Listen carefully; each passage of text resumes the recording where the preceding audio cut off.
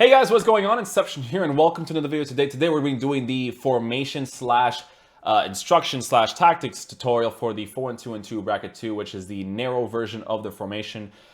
It's so good if you play with that passing play in FIFA. It's honestly the most amazing thing ever. So I'll show you guys how we set it up.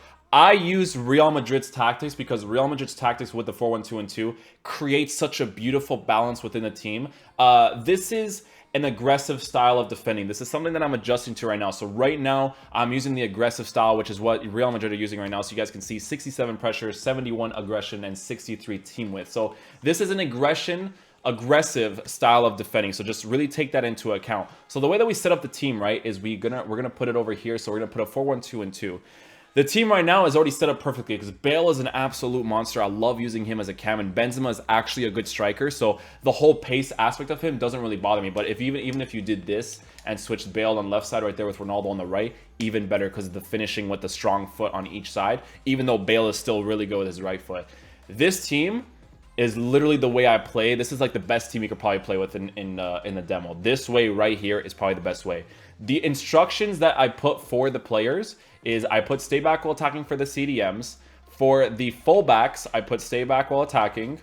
And then for the strikers, I put get in behind, press the back line, get in behind, press the back line. So kind of very similar to last year's game, right? I really noticed a huge difference once I put get in behind and press the back line for my strikers. When I had them unbalanced, which I had for a good majority of last year, they didn't really make those really good runs, right? And everything depends on the opponent that you play, if you play against an actual in real life person, but they make really nice runs, and they make really beautiful plays around the midfield because there's a really good balance between the instructions, work rates, and the tactics that certain players use, right? Casemiro and Matic are really good CDMs. I feel like personally you need a CDM in this game. The stay back while attacking part is vital, but you want your midfielders to do that attacking and the defending at some sorts, right? Even Toni Kroos is so slow, but he feels very usable this year. Like, he actually feels like an absolutely fantastic card. Like, if you want to use him for fun, you could do that. Last year, I feel like even when I got his team of the season version or his team of the year version, it still wasn't that great. It wasn't a card that I wanted to use like at all, in all honesty. But this card's so much better because of the way the game mechanics work. His passing and his dribbling, you can really notice it, right? And he even has some sort of a defensive presence too, which is always very nice to have. But this is the way that I set up with the team. So the strikers are getting behind and press the back line. The fullbacks are stay back while attacking, and then Casemiro is also on stay back while attacking. The tactics, we don't change at all. So the way that you see it right here is the way that I play with it, right? So I play with it on freeform. They move everywhere, dude. They move everywhere. Casemiro always stays at the back. So unless I push him up myself. So he always stays at the back just in case they want to go in that counter. And I have that one midfield guy to, you know, break up the attack if they're ever attacking against me. Sometimes what I do with this formation, I'll show you guys right now. So if I go to custom, right? Sometimes what I do with this formation is I lower the shooting a little bit. So I put it, oh, not a little bit. I lowered it a lot. I put this to like 25. The passing I put to like, I think it was like 65. Speed all the way to 75. And then I put passing all the way to 25. Organize. So I sometimes switch it up depending on how my opponent plays, right? So if I notice that he's blocking every single run I do inside of the box, I make my shooting lower and my passing lower so that my players stay outside of the box more, but they still make certain runs, right? So which is why the passing is still a little bit high, right?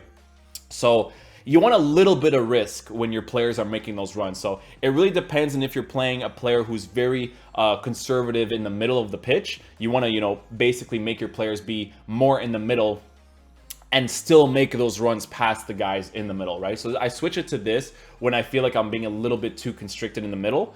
And then I use the default ones in general. This one is really nice to use. You got the aggressive defending with the 67 pressure, 71 aggression, and 63 team width. The free form, again, makes your players move all over the place, and it's not actually bad because Casemiro usually stays in position because I don't really attack too much with him, and when I do, I'm very careful, right? Like, I try not to push him off to the left or to the right side. I try to keep him as much as I can in the middle because, you know, if they ever get the ball off me, I don't want to get caught on the counter, so I try my best to, you know, be as conservative as I can with Casemiro, but the attacking play with, you know, people like Bale, Ronaldo, and Benzema up top is very nice because they're good with finishing, they're good with passing, and they're very good on the ball. So that's pretty much the tactics that I use. The instructions, very simple.